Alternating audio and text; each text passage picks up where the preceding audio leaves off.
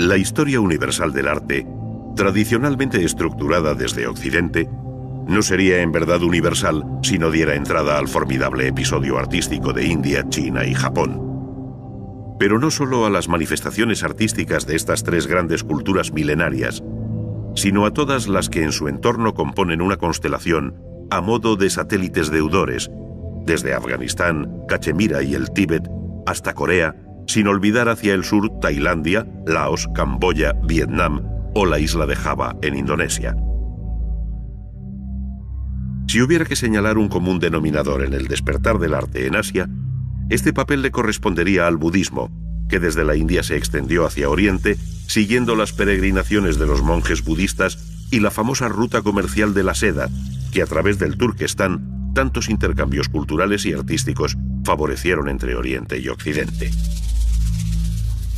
Ello no excluye la importancia de otras religiones como el brahmanismo, donde Shiva, el dios constructor y destructor, se representa con 4 brazos característicos y aquí como bailarín cósmico, encarnando la energía eterna. Su culto se reconoce igualmente a través del linga o falo como dios creador que es.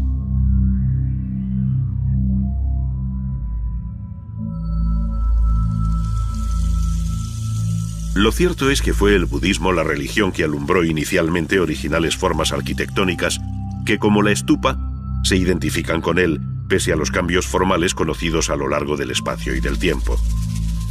Desde las primeras estupas, concebidas como simbólicos volúmenes semiesféricos del universo, estas fueron evolucionando, trocándose en formas esbeltas y puntiformes, de pintoresco y atractivo perfil, que por razón de vecindad y número, llegan a formar conjuntos que rivalizan con el paisaje al tiempo que lo sacralizan. Se trata sin duda de un horizonte sagrado, en el que parece percibirse la serenidad misma del budismo, cuyo alcance espiritual resulta difícil de encerrar en palabras e imágenes. Además de la estupa, el budismo y el amplio espectro de las demás religiones dieron lugar a otras arquitecturas de carácter muy distinto, tanto en la India como en China, Japón y demás áreas de influencia, alcanzando un interés y monumentalidad ciertamente insólitas, dueñas de una belleza arcana tan atractiva como alejada de los cánones estéticos occidentales. En ella se pone de manifiesto una sensibilidad alimentada por la filosofía, la literatura y, en fin, por una concepción de la naturaleza, de la vida y de la muerte, esto es, del universo, muy distinta de la que ha nutrido la historia de Occidente. Muchas otras arquitecturas dieron al arte oriental una fisonomía y colorido sorprendentes, donde la piedra y la madera se han combinado con la naturaleza y los jardines, dando lugar a conjuntos de ensueño. En ellos se dibuja la propia geografía e historia de la arquitectura, donde en unos casos es clara la persistencia de las formas más antiguas y en otros se produce un quiebro hacia tradiciones foráneas de claro origen musulmán, como sucede en la India. En este último caso se dejan ver siempre raíces formales autóctonas, pues el perfil de las pequeñas y grandes cúpulas que rematan sus edificios no deja de ser familiar a los habitantes de estas tierras.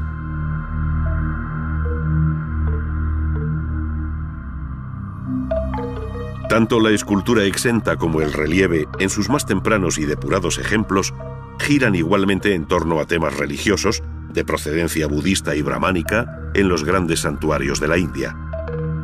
Reposo extremo y enérgico vitalismo parecen resumir los dos extremos del relieve hindú, que conoció otros temas no religiosos con un sentido narrativo verdaderamente sorprendente. Así, algunas de las 120.000 estrofas del gran poema épico de la India, el Mahabharata, inspiró a muchos escultores cuyo nombre permanece en el más oscuro de los anonimatos, pero cuya obra resulta la mejor ilustración de una de las joyas de la literatura universal. Frente a esta ordenada disposición en frisos superpuestos, el famoso relieve de Mamallapuram, en Madrás, que representa el descenso del Ganges, ofrece una visión más libre y espontánea donde se hermanan la religión, la naturaleza y el arte. Se trata de una de las obras maestras de la escultura de la India, que forma parte de un estanque sagrado, supuestamente alimentado por las aguas del Ganges, que un manantial precipitaba desde lo alto de esta enorme peña de granito. Dioses, hombres y animales se acercan a sus orillas, ofreciendo una rica variedad de actitudes y movimientos que parecen compendiar lo mejor del arte drávida de la época Pallava. Además de los relieves, donde hombres y mujeres se muestran en actitudes estereotipadas, de formas llenas y con un vigor que parece prestado por la naturaleza, hay que mencionar la escultura exenta, siendo este sin duda el verdadero reino iconográfico de Buda. Se produce aquí un cambio sustancial en la representación que el artista hace de esta imagen de culto, de tal forma que, abandonando el naturalismo, propone siempre una imagen idealizada. Sentado o en pie, con la disciplinada serenidad interna que evidencia aquella perfección espiritual y unión con lo absoluto, Buda se muestra meditando o predicando, según se desprende de la posición de sus manos o mudra. Todos, absolutamente todos los detalles, posturas y gestos, hasta el más nimio, están cargados de contenido, tienen su nombre y obedecen a un inmenso mundo codificado que requiere una verdadera iniciación. Ello dio lugar a una auténtica estética budista que, en los retratos del arte Khmer, alcanzó cotas de un idealismo difícilmente superable y donde la paz interior rebasa su propia belleza artística.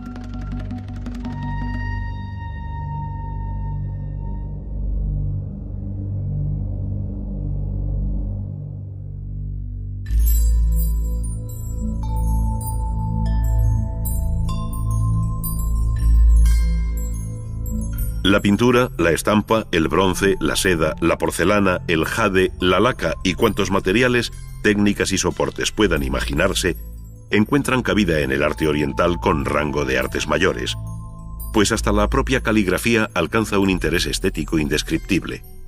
Ante nuestros ojos, parece que en aquel amplio arco de experiencias artísticas, la belleza fue una condición inexcusable del objeto.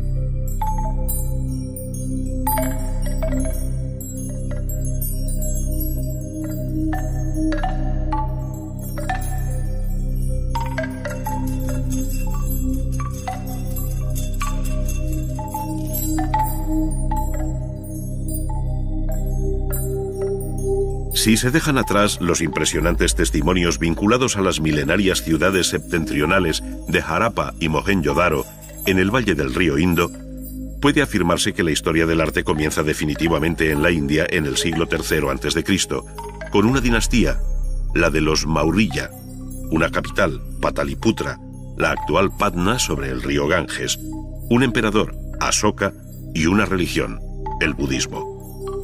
Este databa del siglo VI, pero su difusión y apoyo oficial vendrían de la mano de Asoka, aunque la representación figurada de Buda apareciera más tarde. Lo importante ahora es señalar que bajo los Maurya se produjo el primer arte budista, y que en los siglos II y I a.C., las dinastías Sunga y Andhra fijaron y desarrollaron la construcción que mejor se identifica con el budismo, la stupa. Su imagen semiesférica resulta inconfundible y tiene su origen en los túmulos de tierra levantados sobre los enterramientos reales y que luego albergarían reliquias budistas de muy variado carácter. Aquellos antecedentes conocieron una clara definición en las stupas iniciadas por Asoka y agrandadas en época Sunga, como sucedió en el conjunto de Sanchi, en Bhopal, en la India central. La stupa consta de un túmulo semiesférico macizo, de piedra o ladrillo, llamado anda, asociado a la bóveda celestial. En la cima se sitúa el Dharmika, o pequeña plataforma donde viven los dioses por encima de la tierra, erigiéndose allí un curioso parasol o chhatra, símbolo de divina dignidad. La stupa aparece siempre rodeada de una cerca de piedra, o vedika, a cuyo interior se accede por 4 puertas monumentales en recodo, o torana, situadas sobre los 4 puntos cardinales, completando así el diagrama arquitectónico del cosmos. Las puertas de ingreso suelen decorarse con interesantes relieves de carácter religioso, concebidos como temas de meditación, donde intencionadamente se elude la presencia física de Buda, pero no los episodios de su rica hagiografía. Así, en la gran estupa de Sanchi se recoge, entre otros, el pasaje del sermón a los animales. Bajo la dinastía de los Gupta, entre los años 320 y 575 después de Cristo, el arte budista conoció un nuevo impulso, siendo excepcional el conjunto de templos y monasterios, esto es, las chaityas y viharas excavados en el acantilado de Ajanta, en el actual estado indio de Maharashtra. Se trata de una refinada arquitectura rupestre abierta en un frente de 500 metros con originales soluciones arquitectónicas que recuerdan anteriores y perdidos modelos ejecutados en madera.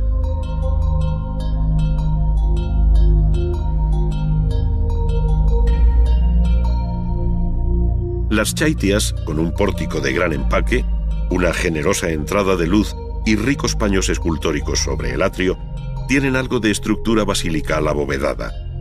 Su interior cuenta con potentes columnas de particular hechura, mostrando al fondo de la nave central una estupa, todo ello en una curiosa analogía con la arquitectura religiosa de Occidente. La arquitectura tardó algún tiempo en afirmarse como un verdadero proceso constructivo, reduciéndose a imitar sobre la roca viva las antiguas construcciones en madera, muchas veces de carácter efímero. De este tipo son los llamados ratas de Mahabalipuram, del siglo VII, que repiten la imagen de pequeños templos rodantes montados sobre carros con sus características cubiertas escalonadas. No muy lejos de Ajanta se encuentra el Ellora, un lugar de honda significación religiosa, al reunirse allí importantes testimonios arquitectónicos que acogieron por igual el budismo, el brahmanismo y el jainismo, las tres religiones más importantes de la India con anterioridad al Islam. Templos y monasterios excavados en la roca muestran nuevas formas arquitectónicas, destacando dentro de los templos brahmánicos el dedicado a Shiva bajo el nombre de Kailasa. Sus distintos elementos están tallados en la roca, dejando ver una supuesta construcción, cuando en realidad se trata de un templo esculpido sobre la roca, al igual que los relieves que lo decoran. La obra se debe a la iniciativa de Krishna I entre los años 756 y 773. Frente a esta actividad que durante siglos redujo la arquitectura de la India a una serie de monolitos labrados como colosales esculturas, al acercarse el año 1000, crecieron en la región de Orissa y en torno a Khajuraho una colección asombrosa de santuarios sólidamente construidos en piedra que se identifican con el templo hindú. Se trata de escalonadas construcciones de una original belleza y rara organización en sus volúmenes que responden a distintas funciones y significados.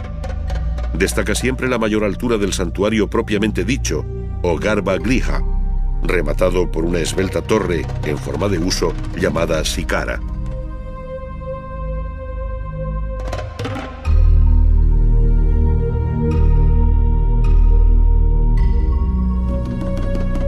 Todos estos cuerpos de arquitectura, tratados con un sentimiento repetitivo en sus elementos constructivos, se ven aliviados por una rica serie de relieves que recubren los exteriores, dando entrada a conocidas escenas de amor, donde el erotismo divinizado de los grupos enlaza con la energía creadora de la armonía universal emanada de Shiva y Vishnu, que con Brahma completan la tríada divina del vedismo.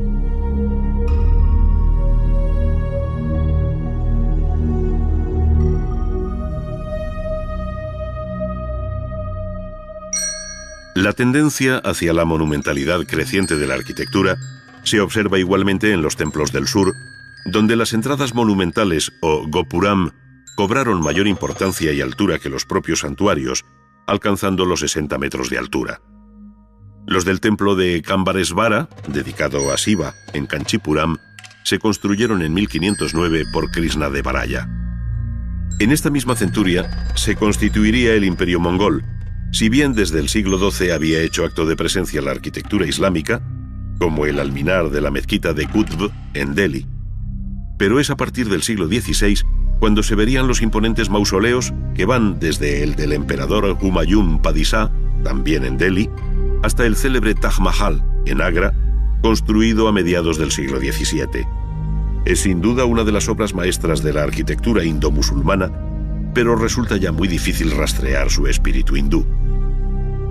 Por el contrario, la expansión del arte hindú fuera de la India, y concretamente del arte budista, fue un fenómeno muy temprano que dejaría una larga secuela nunca interrumpida en las lejanas tierras de Nepal, Birmania, Vietnam, Camboya, Tailandia o Isla de Java.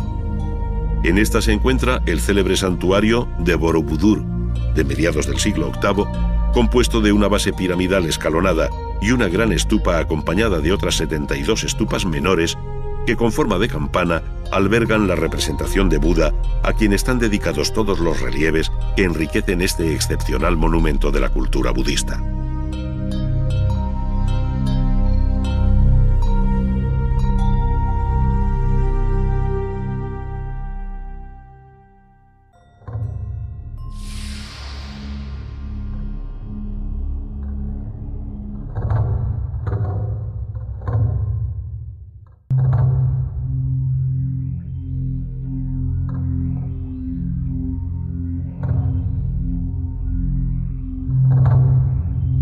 La imponente y serena imagen del gran Buda de Kamakura, fundida en bronce en 1252, habla muy alto, a pesar de su mutismo, de la importancia que alcanzó el budismo en Japón.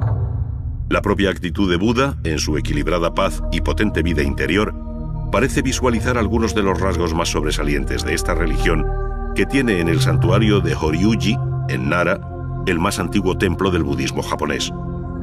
En el interior del Kondo, o Salón Dorado, recibe culto la tríada Saka, fundida en el año 623 bajo el período Asuka. Junto a él, y dentro del recinto monástico, se yergue su célebre pagoda de madera, de algo más de 30 metros, mostrando el atrevido y elegante vuelo decreciente de sus tejados.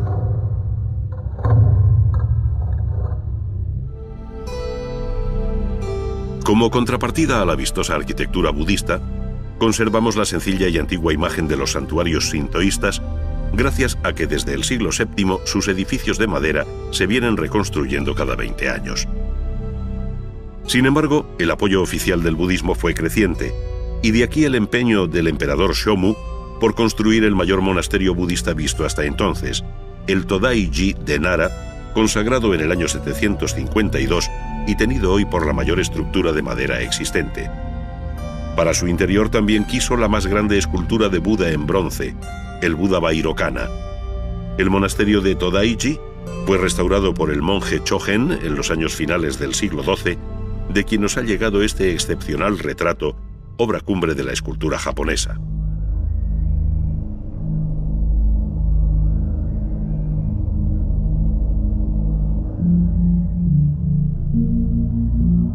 De este modo cabe repasar la apasionante historia de la arquitectura japonesa, religiosa y civil, que habiéndose construido con un material perecedero como la madera, su constante renovación y respeto por los procedimientos constructivos tradicionales nos ha permitido conocer formas y soluciones muy arcaizantes. Por esta razón, la arquitectura japonesa, a los ojos de un observador poco avisado, parece no cambiar de imagen a lo largo de los siglos, cuando en realidad tales cambios existen, siendo muy visible la tendencia barroca desde la simplicidad clásica y viceversa, por utilizar dos conceptos que en un movimiento pendular se dan en todas las culturas artísticas. Pero nada se habría dicho de la arquitectura nipona si no se mencionase su vinculación al paisaje, su relación y permanente diálogo con la naturaleza, tanto que sin esta simbiosis resulta difícil entender su disposición general, la amplitud de sus huecos o lo ameno de sus pórticos para caminar bajo ellos. Es más, junto al paisaje y el jardín natural, el budismo zen alumbró un jardín seco, el Kare Sansui, esto es, un jardín de piedra y arena que, tratada y dispuesta convenientemente, se asemeja a un mar cuyas ondas y oleaje se perciben en los bordes de sus rocas y colinas. Ello supone un cuasi sacerdotal cuidado y orden que se identifica con el pensamiento zen. Muchos de estos jardines datan del siglo XV y, si bien han sido renovados posteriormente en varias ocasiones, conservan aún su imperecedero espíritu. Jardines de contemplación, jardines para la meditación. Como reflexión final cabe añadir que históricamente la arquitectura japonesa supo desasirse de lo superfluo, creando por sustracción un estilo austero, desnudo, elegante, de impecable geometría, contenida en el ornato y sobria en el color. Sus espacios diáfanos y el planismo de sus estructuras completan una imagen arquitectónica de fresca y renovada modernidad sorprendente desde la globalizada retórica del siglo XXI.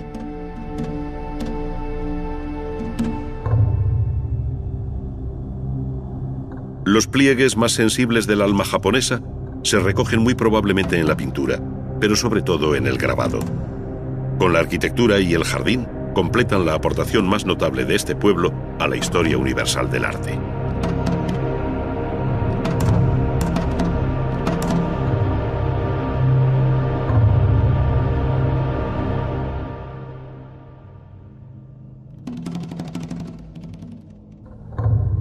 Como no podía ser de otro modo, la primera pintura japonesa surgió en el ámbito religioso del budismo, inspirándose en aquel infinito universo que acabarían estereotipando mandalas de un modo muy gráfico.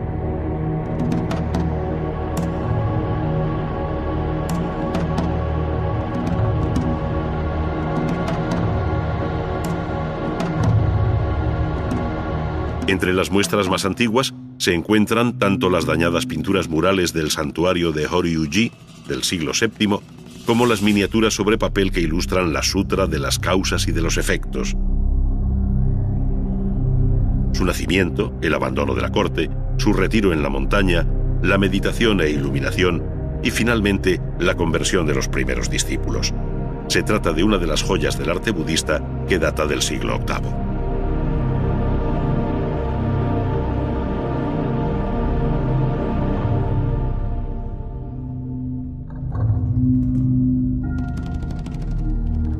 Otra de las obras maestras es la ilustración también de un emmaki, o rollo horizontal de papel, en el que se recoge la historia de Genji, de la primera mitad del siglo XII. El alcance profano del texto dio lugar a todo un género pictórico conocido con el nombre de Yamato-e. Nada escapó a los ojos de la pintura, desde el grave retrato cortesano de un shogun, como Minamoto no Yoritomo, pintado sobre seda con tinta por Fujiwara Takanobu en la segunda mitad del siglo XII, hasta poéticos paisajes sobre papel que visten mamparas y biombos de la época Muromachi, entre los siglos XIV y XVI. Para entonces la pintura ya se había liberado del apoyo literario de un texto para ser ella misma, pintura, y los artistas, firmando su obra, hicieron salir a esta de un secular anonimato. Es más, los nombres de los pintores alcanzan en ocasiones a varias generaciones de una misma familia, formando verdaderas dinastías, como sucede con los Kano a lo largo de los siglos XVII y XVIII.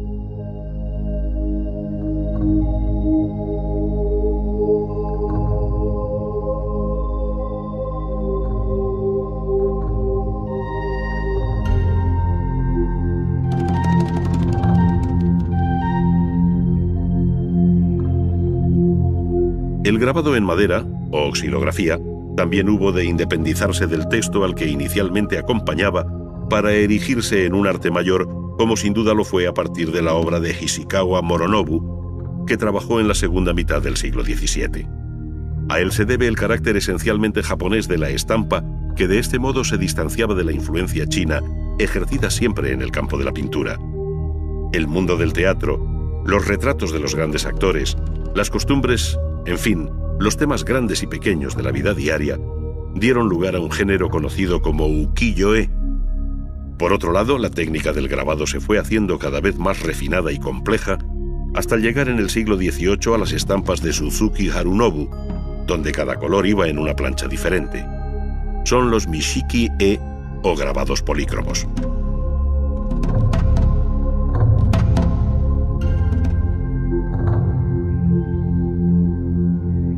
Elegancia en la composición y delicadeza en el trazo y el color son dos constantes que quedaron en la estampa japonesa, cuya historia se cierra en el siglo XVIII y principios del XIX con Utamaru, Hokusai y Hiroshige.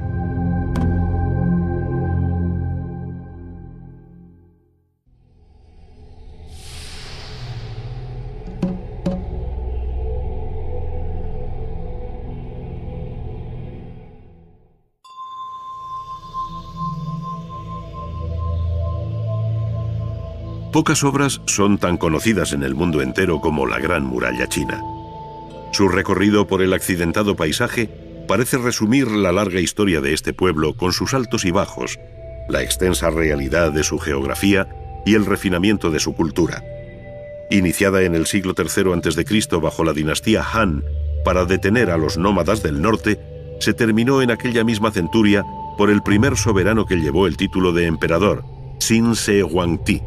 A comienzos del siglo XV fue reconstruida en piedra con potentes torres por el emperador Yongle de la dinastía Ming, no coincidiendo en su recorrido con el trazado anterior y sobrepasando su longitud los 4.000 kilómetros.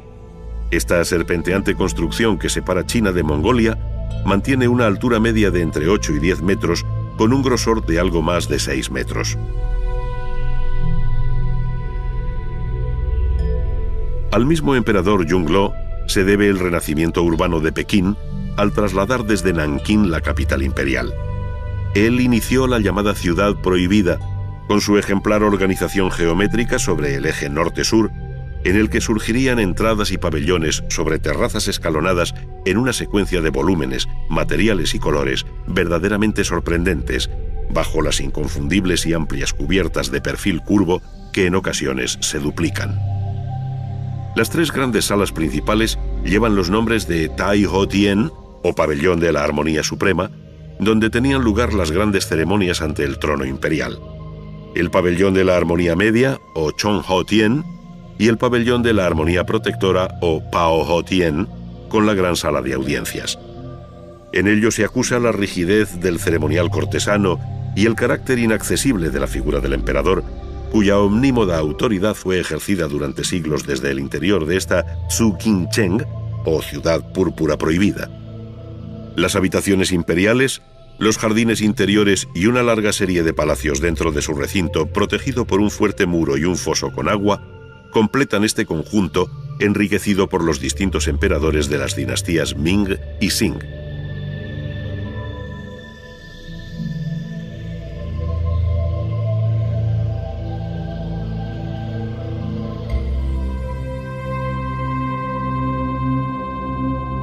Al suroeste de la ciudad, Yongle hizo levantar el Templo del Cielo, de original planta circular y 3 alturas, que destruido por un incendio en 1889, se reconstruyó siguiendo su primitivo aspecto. Allí tuvieron lugar complejos ritos anuales coincidiendo con el solsticio de invierno, cuando el emperador en persona hacía las ofrendas referidas en el libro de las Odas. Las zarzas y las breñas salvajes de mis dominios han sido quemadas. Los campos labrados dan abundante cosecha. Nuestros graneros están llenos y yo hago ofrenda al poderoso cielo.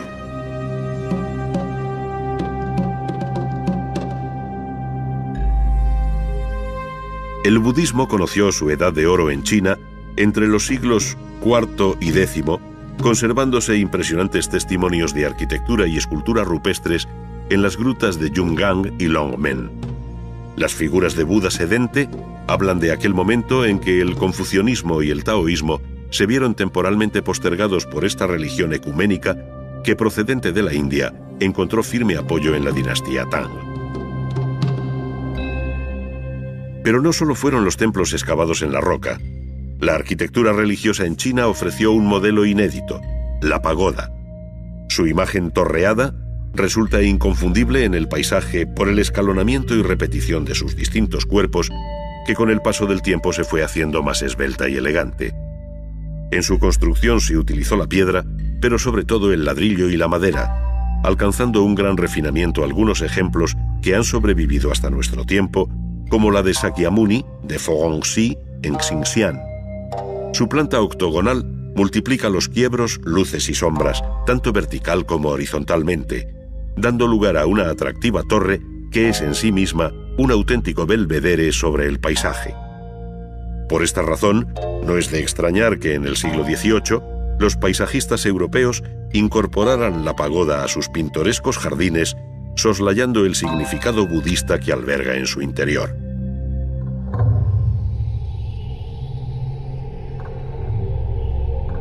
No obstante, todas estas manifestaciones arquitectónicas son muy posteriores e incompletas en relación con los testimonios que mejor definen el alma artística de China a través de su larga historia. Materiales como el jade, el bronce o la porcelana han perpetuado los matices más sutiles de la creación china, donde el material, la forma y el color conducen a un universo de significados de hondo alcance religioso-poético sin parangón posible en el arte occidental. El mundo infinito de las artes decorativas, que en China alcanza el grado de arte mayor, no excluye la gran escultura, que después del sorprendente y relativamente reciente hallazgo arqueológico de los guerreros de Xi'an, hace ineludible su mención. Nada hay semejante en toda la historia universal de la escultura a este conjunto de guerreros que llenan las fosas que preceden a unas perdidas tumbas túmulo en Xi'an. De las 3 fosas excavadas, una de ellas reúne un formidable séquito de 6.000 soldados que, como el resto, están hechas de barro cocido, repitiendo gestos y actitudes, pero individualizando sus rostros y expresiones, lo cual habla de unos habilísimos maestros y talleres que fueron capaces de semejante obra a finales del siglo III a.C., bajo el mismo emperador que terminó la primera Gran Muralla.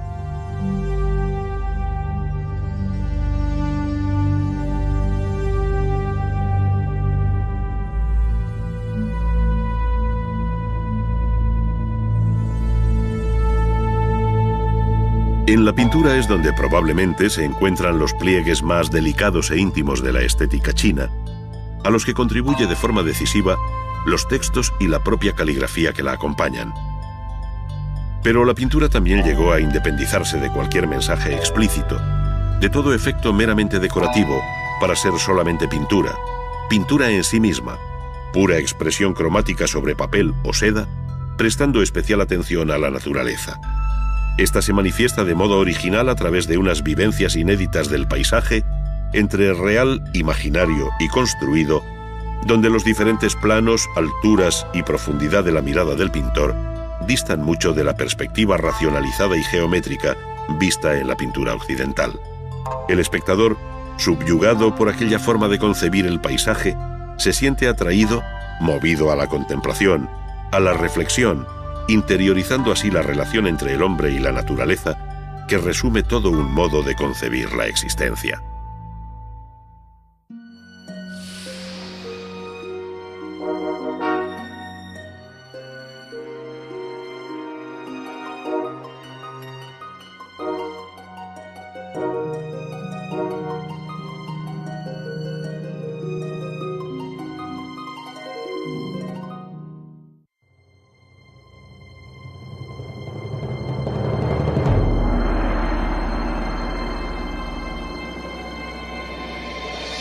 Se conoce con el nombre de Edad del Hierro a una etapa de la historia en la que este metal y sus aplicaciones representaron un progreso cierto sobre la anterior Edad de Piedra. Desde entonces la metalurgia fue mejorando las técnicas para la obtención del hierro a partir de los minerales que lo contienen, avanzando igualmente en su posterior manipulación, bien sea como hierro fundido o como hierro forjado. La fundición y la forja, siempre con el auxilio del fuego, permitieron hacer herramientas, armas o elementos de construcción. Pero no puede olvidarse que el hierro, más allá de su pragmática e inmediata utilidad, también conoció desde antiguo una consideración artística. De este modo, los llamados hierros artísticos representan un importante capítulo dentro de la historia del arte. La manera de trabajarlos en la forja sobre el yunque, donde la distinción entre artista y artesano se diluye al calor de la fragua, contribuye a dignificar aún más este oficio al que el mito clásico ya le otorgó una especial atención en la conocida historia de la fragua de Vulcano. Sus escenas, protagonizadas entonces por los cíclopes, se actualizan a diario en el interior de estos talleres, en los que el golpeteo de los mazos y el calor del fuego advierten de la naturaleza de este metal que se resiste a ser doblegado. En la fragua trabajan varios herreros atendiendo distintos encargos a la vez.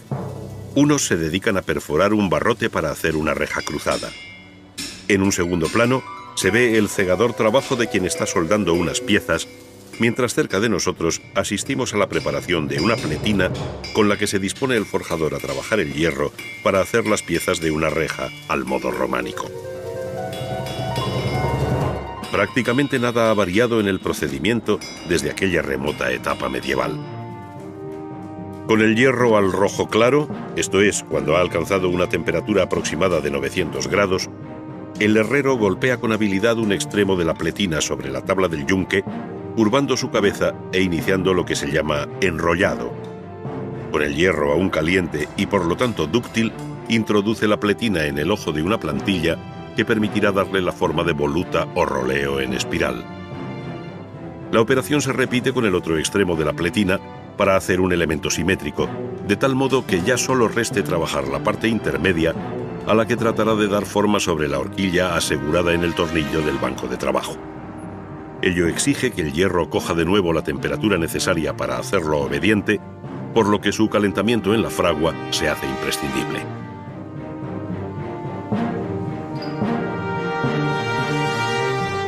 Poco a poco se van haciendo los adornos menores y las correspondientes abrazaderas que servirán para enlazar las piezas entre sí y éstas con el armazón y marco general. Con una pletina al rojo sobre la estampa o plantilla que el forjador ha fijado sobre el agujero cuadrado del yunque, se pliega golpeándola hasta embutirla y conseguir la forma de U cuadrada que una vez enfriada se retirará con una tenaza plana para abrazar todos los hierros hasta entonces sueltos. Otros trabajos menos delicados, como el doblado en caliente de un barrote, van completando la labor preparatoria de la reja. Entretanto, para montar los diferentes elementos que acompañan a los roleos, es aconsejable hacer previamente una caja metálica que sirva de marco en la cual ir colocando por orden todos los hierros forjados anteriormente.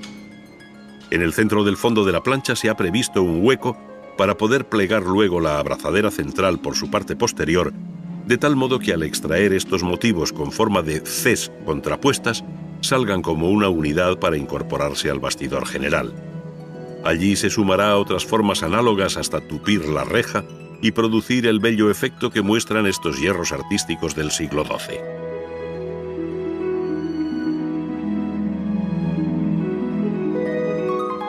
Para ofrecer otras facetas de la forja tradicional, imaginemos que nuestro taller ha recibido el encargo de una reja gótica para la capilla de una catedral en Castilla, donde tantos maestros rejeros dejaron lo mejor de su arte. En la reja, los barrotes incorporan formas acorazonadas que el herrero curva y contracurva sobre una plantilla fija en el yunque. Estos medios corazones se unen entre sí y al barrote correspondiente con soldadura autógena o arco eléctrico para ganar ahora tiempo y proseguir con otras tareas labradas al modo tradicional.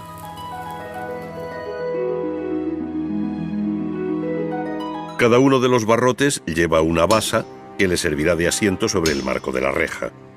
Con martillos destajadores, martillos formones y de degüello, así como con estampas y tajaderas que se fijan sobre el yunque, se realizan una serie de operaciones tanto en caliente como en frío que dan forma a la basa.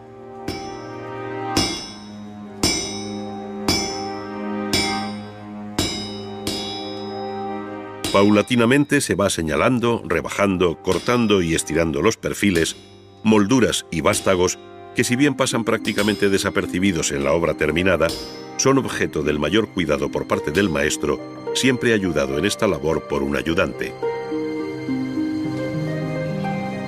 La ejecución de estas piezas por separado exige finalmente la soldadura, que esta vez se hará al modo antiguo, esto es, al fuego.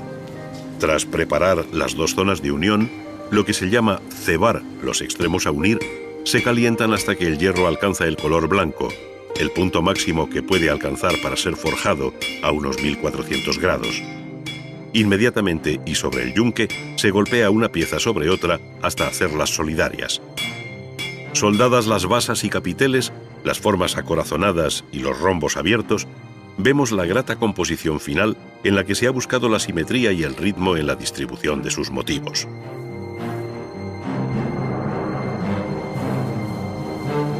Restan otras muchas operaciones posibles al calor de la forja, como la de esta hoja enrollada sobre sí misma, que una vez labrada es repasada por el ayudante, eliminando la escoria, rebabas y asperezas producidas por la herramienta. Así como la operación del estirado disminuye la sección inicial de una pieza por el golpeteo que la alarga o estira, hay otra tarea igualmente frecuente con la que se inician muchos trabajos y conocida con los nombres de recalcado, acortado o retacado. Consiste en dar mayor sección a la barra en su extremo para hacer a partir de aquí otro tipo de labor.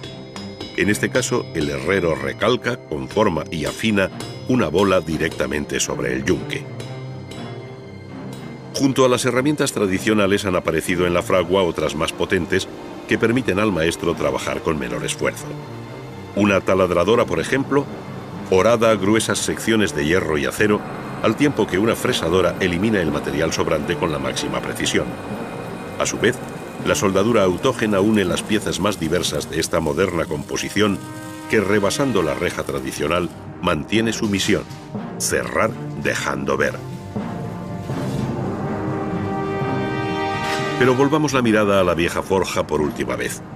Veamos de nuevo el estirado de una barra de la que va a salir una forma sorprendente, pues estando al rojo y fija sobre un tornillo, el maestro le da varias vueltas con una palanca de torsión hasta conseguir esta curiosa punta retorcida.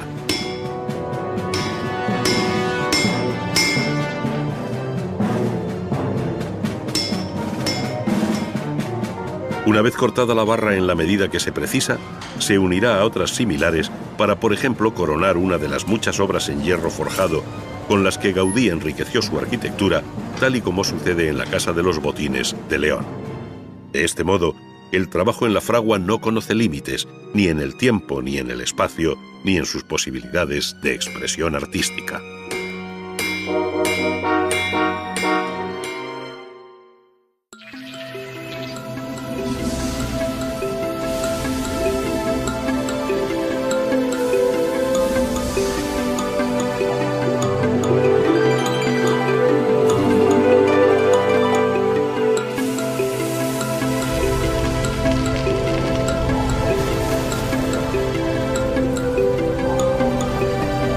Bienvenidos a Ars Magna, un viaje por la historia del arte en 10 capítulos.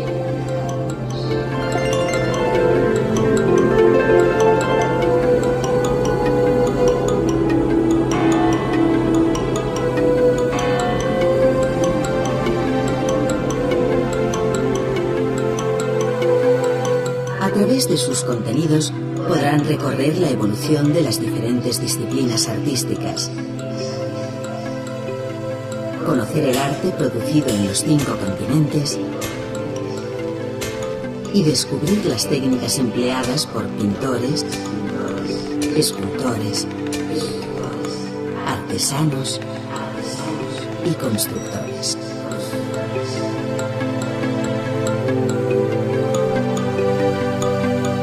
Disponen de 2 opciones de navegación: el acceso lineal, que permite visualizar los contenidos de cada disco sin interrupción alguna, y el modo interactivo, que posibilita la selección de secuencias audiovisuales en el orden apetecido.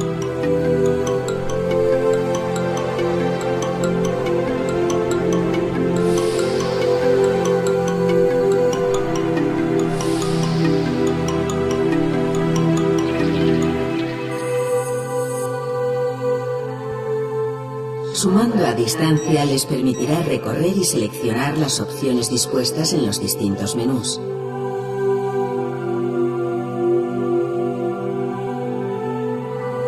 Interrumpir la secuencia elegida para acceder al menú o exposición audiovisual siguiente.